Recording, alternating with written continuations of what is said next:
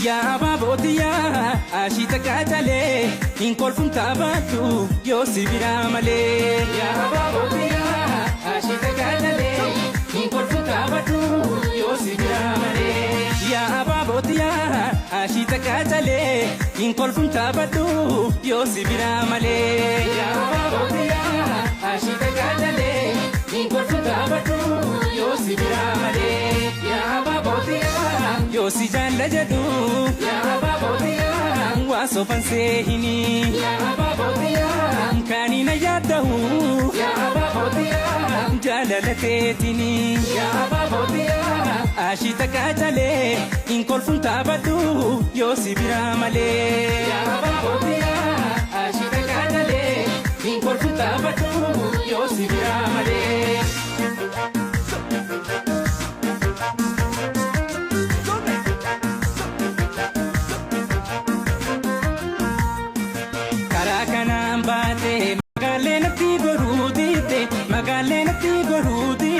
magali waninya dedugu magalena titoludite magalena titoludite emagan emagan emagan emagan emagan atan tariro begesa lafto matambur kutahe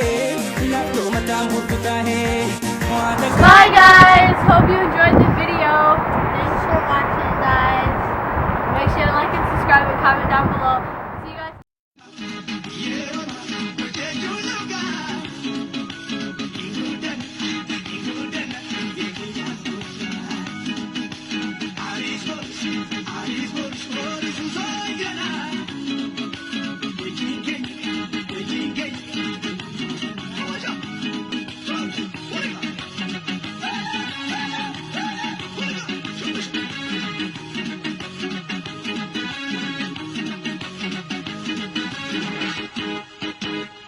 Welcome, Arushingana.